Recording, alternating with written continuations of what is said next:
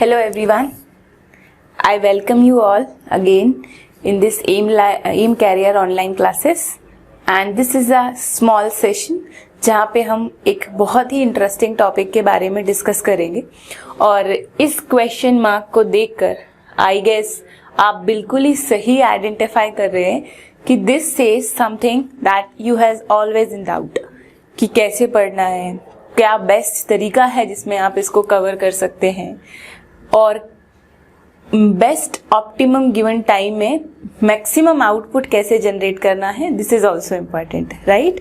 So yes, you guess this absolutely correct. This is a session where we will talk about vocabularies. जो भी आपके exam में पूछे जाने वाले वर्ड्स हैं, सिनोनिम बताइए, एंटोनिम बताइए, या स्टूडेंट जनरली फेस डिफिकल्टी कि मैडम आंसर तो कर लेते लेकिन किसी पर्टिकुलर वर्ड का मीनिंग की वजह से वो पूरा क्वेश्चन ही हमको छोड़ के आना पड़ा है, राइट? वोकैबुलरी सिर्फ सिनोनिम एंटोनिम्स में ही नहीं, आपको पैसेज में, क्लोज टेस्ट में, पैराजम्बल्स में, इन सब में भी आपके लिए एक हेल्पिंग हैंड ही बना रहेगा.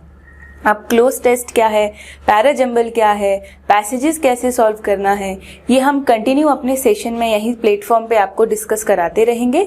लेकिन आज का जो हमने सेशन रखा है, this PPT is based on the vocabularies के साथ कैसे टैकल करना है, कौन सा बेस्ट तरीका है जिससे आप वोकैबुलरीज को मैक्सिमम मेमोराइज कर सकते हैं या गेस करके भी कुछ ऑप्शंस में सही आंसर मार्क करने की प्रोबेबिलिटी को बढ़ा सकते हैं, right?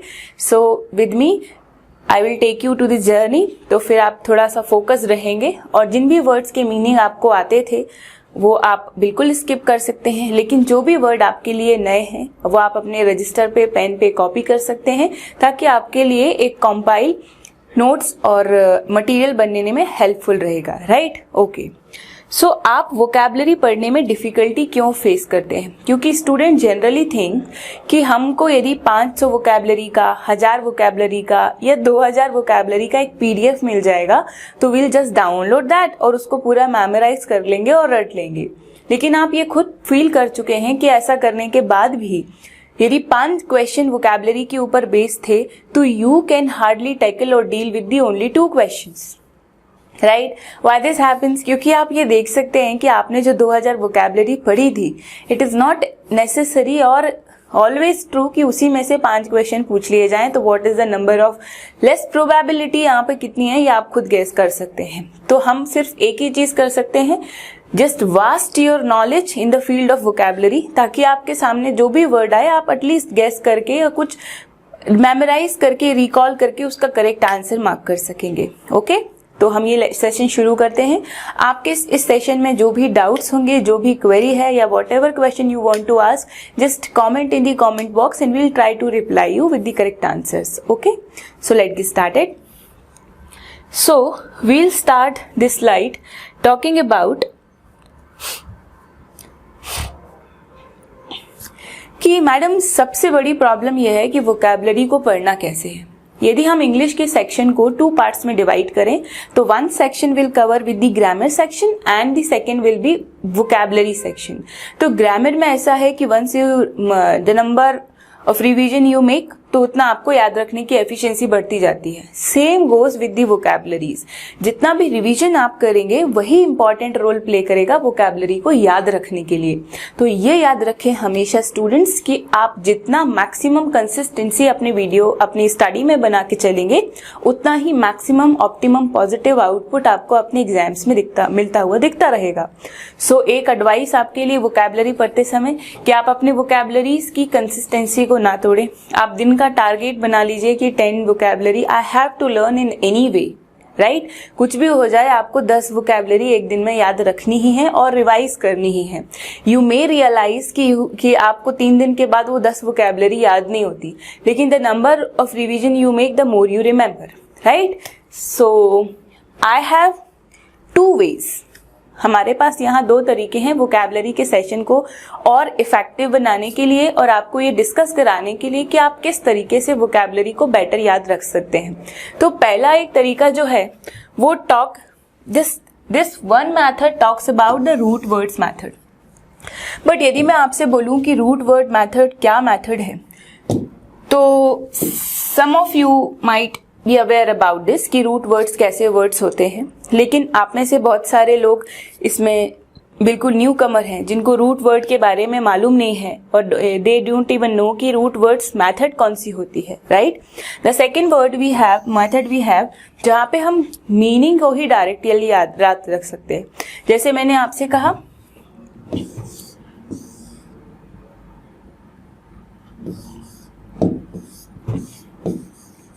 This is the simplest word I could ever choose, picture.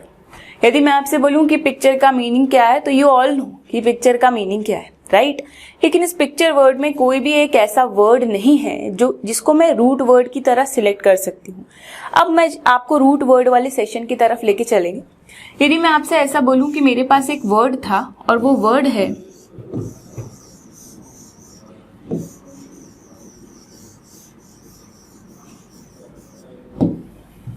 I think आप क्लियरली देख पा रहे हैं, this word is acrophobia, right. तो इन दोनों वर्ड्स में डिफरेंस क्या है, हमने क्यों इसको रूट वर्ड वाली कैटेगरी में रखा है, क्यों पिक्चर का जो वर्ड है उसको डायरेक्टली मीनिंग याद रखना है उस कैटेगरी में रखा है, that we all are going to discuss in the upcoming next slides. आपको जो भी डाउट है आप प्लीज अपने डाउट कॉमेंट बॉक्स में डाल दीजिएगा, we will answer there. So if we talk about root words method, सबसे पहले हम एक root word method सिलेक्शन करेंगे। यदि आप ध्यान से देख पा रहे हैं तो we have here 3 words, लेकिन इन तीनों वर्ड में कुछ कॉमन है और आप सब बिल्कुल सही आइडेंटिफाई कर रहे हैं और वो 3 वर्ड्स हैं, these 3 words। इन 3 वर्ड्स में कॉमन वर्ड है फोबिया, फोबिया एंड फोबिया। तो what is the role of root words, यहाँ आपको देख करके एकदम क्लियरली हो रहा है, राइट। नहीं हो रहा तो just listen this video till the end, तो पूरे डाउट क्लियर हो जाएंगे। फोबिया इज अ वर्ड जिसका मीनिंग हर बार कॉमन है and meaning of this word is fear, डर जिसको आप हिंदी में कहते हैं, दैट इज फियर। इसका मतलब यह है कि बिना दिमाग लगाए आपको इन तीनों वर्ड्स में कॉमन वर्ड जो हमेशा माइंड में रखना है that is fear. That means somehow fear से रिलेटेड जो है ये सारे तीनों वर्ड जो हमने यहाँ लिखे हैं, लेकिन अभी भी सिर्फ 50% आंसर तक ही अप्रोच कर पाए हैं, राइट।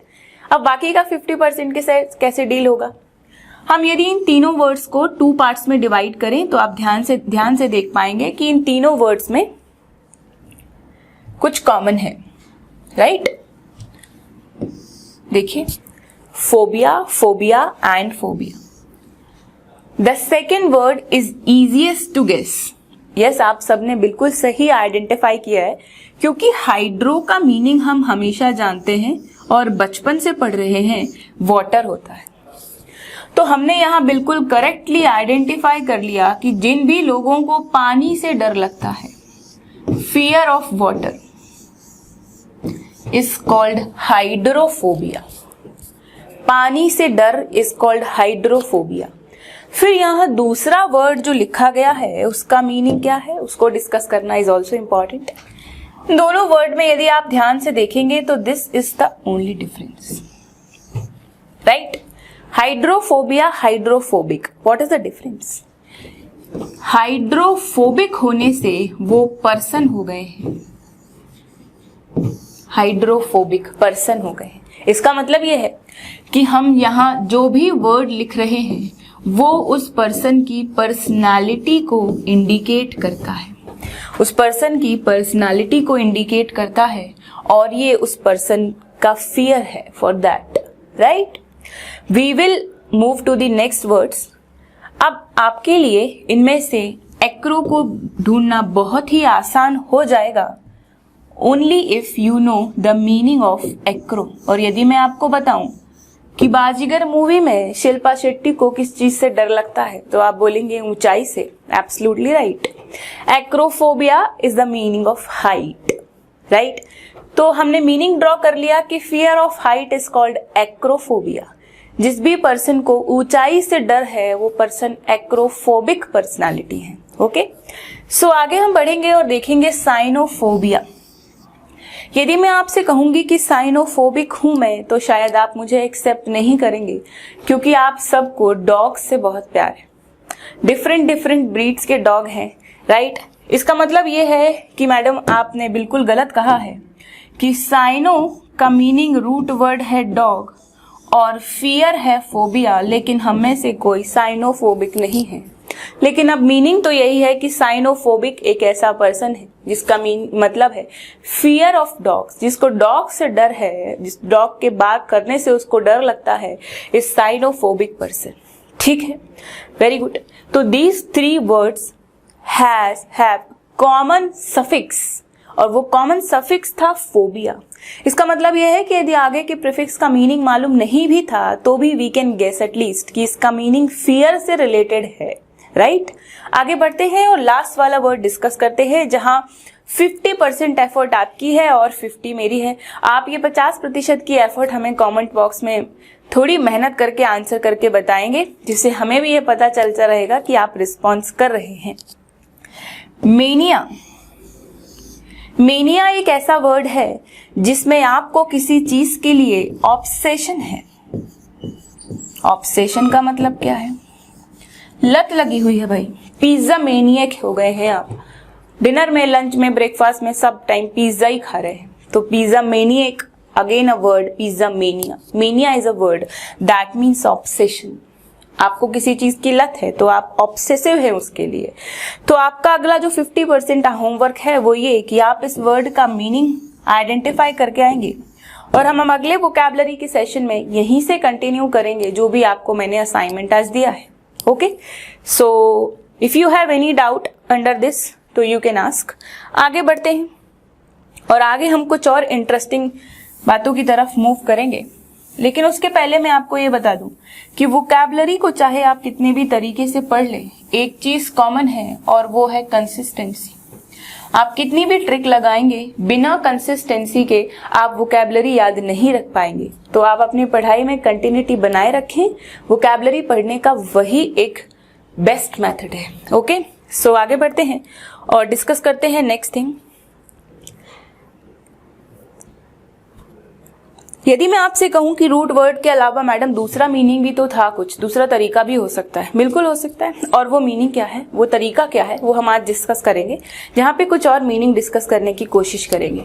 मेरा एक दोस्त है, उसका मूड का कुछ पता नहीं रहता है, कभी भी चेंज करता है, कभी भी खुश रहता है, कभी दुखी हो जाता है, अचानक से उसको कुछ होता है ना, हमको पता नहीं चलता है कि अब इसे खुश से बात करना है या इसे गुस्सा हो गया है, या you know that what is the correct time to talk to him और हर। तो ये आगे हम थोड़ा डिस्कस करेंगे इन सब के बारे में, लेकिन हम आगे स्लाइड कंटिन्यू करते हैं और आपको बताएंगे कि इन सब का मीनिंग क्या है। यदि हम आपसे कहें कि भाई कोई केस चल रहा है पुलिस के पास, लेकिन पुलिसमैन ने कहा है कि केस सॉल्व होने में टाइम लगेगा क्योंकि केस में एम्बिगिटी बनी हुई है, इसका मतलब ये है कि अभी बहुत से मैटर ऐसे हैं जिनमें क्या है, डाउट है भाई, क्लैरिटी नहीं है, अनसर्टेन है, चेंज हो रहा है बार बार। किसके ऊपर रॉबरी का जो है कंटेम्प्ट लगा है, आरोप लगा है, ये पता ही नहीं चल पा रहा। इसका मतलब मैटर में अभी बहुत एम्बिगिटी है। यदि हम नेक्स्ट वर्ड लेंगे तो हम कहेंगे डीफेस, और डीफेस का मतलब है किसी का इंसल्ट। आगे देखेंगे अनकाउथ। अनकाउथ एक वर्ड है जिसका मतलब है सोसाइटी आप जैसे अनसिविलाइज्ड लोगों के लिए नहीं है। सिविलाइज्ड के बारे में आई एम नॉट श्योर, लेकिन आपने सोफिस्टिकेटेड जरूर सुना है। सोफिस्टिकेटेड इस वर्ड का एंटोनिम है, मतलब पर्यायवाची वर्ड है। यदि मैं आपसे I am sorry, antonym is a विपरीतार्थी वर्ड, वैंटम। This is again homework for you. आप इसका आंसर डिस्कस करके आएंगे और यहाँ हम अगली क्लास में सेशन से शुरू करेंगे। मैं आपकी सारी क्वेरीज लूंगी। So we will move to the next slide, और नेक्स्ट स्लाइड में हमने कुछ और इंटरेस्टिंग फैक्ट आपके सामने रखे हैं, जहाँ कुछ वोकैबुलरी आपसे डिस्कस करेंगे। ये बताएंगे कि सिनोनिम और एंटोनिम्स क्या वर्ड्स होते हैं और आपको ये कैसे क्वेश्चन में किस तरह से रिप्रेजेंट किए जाएंगे और आपको आइडेंटिफाई करते आना चाहिए व्हाट आर द वेज। तो डिस्कस करते हैं नेक्स्ट थिंग और आगे बढ़ते हैं। The first word you can see, यदि मैं आपसे इन चारों वर्ड की बात करूं तो the easiest word you ever seen is this, cheat, right, धोखा। लेकिन आपको ये नहीं मालूम है कि डिसीव और मिसलीड और बिगल इन सब का सिनोनिम ही है। What is synonym? तो एक बात आज एक इंट्रोडक्शन वीडियो में हम नोट करके चलेंगे कि सिनोनिम हमेशा वो वर्ड्स हैं जिनका मीनिंग सिमिलर है ऑफ द गिवन वर्ड्स। इसका मतलब यदि मैं जिस भी वर्ड के आगे प्लस साइन बनाऊंगी तो अब आप हमेशा इस चीज को आइडेंटिफाई कर पाएंगे कि मैडम दिए गए वर्ड का ही सिनोनिम वर्ड लिख रही हैं, सिमिलर मीनिंग वर्ड लिखा जा रहा है, राइट।